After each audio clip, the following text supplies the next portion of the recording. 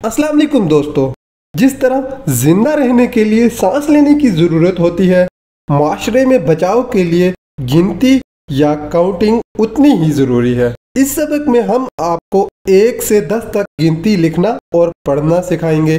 तो आइए शुरू करते हैं। 1 को चाइनीज़ में ई कहते हैं, फर्स्ट टोन के साथ ऊंची और बराबर आवाज़ ई, और 2 को चाइनीज़ में आर कहते हैं, फोर्थ टोन के साथ, यानी झटके से आर।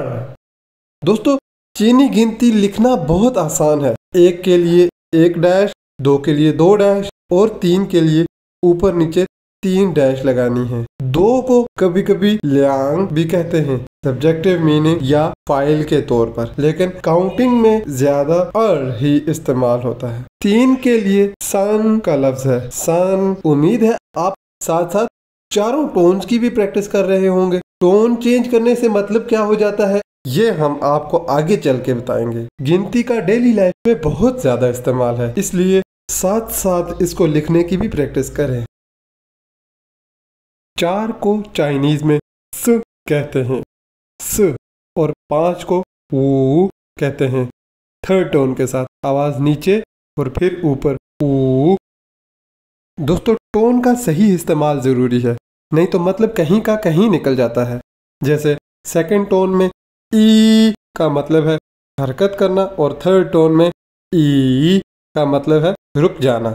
ऐसे ही फर्स्ट टोन में ई 1 को कहते हैं, जबकि फोर्थ टोन में ई का मतलब है 1 करोड़।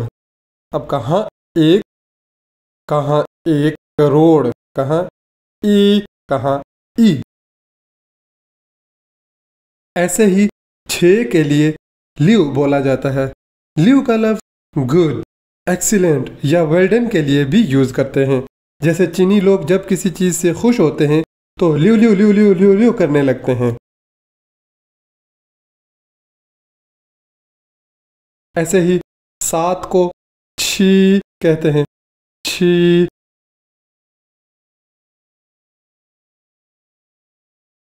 और 8 को पा कहते हैं, पा। गिनती का डेली लाइफ में बहुत ज़्यादा इस्तेमाल है, इसलिए साथ साथ इसको लिखने की भी प्रैक्टिस करें।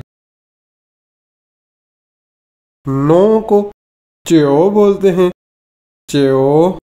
और 10 यानी 10 के लिए श का लफ्ज है, श। उम्मीद है आप साथ साथ चारों टोन्स की भी प्रैक्टिस कर रहे होंगे।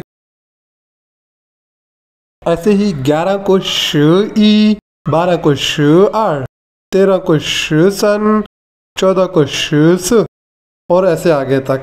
और 20 को अर्श, 30 को सन श, 40 को श बोलेंगे। अब आप बताएं 15, 16, 17, 18 और 19, ऐसे 50, 60, 70, 80 और 90 को क्या बोलेंगे।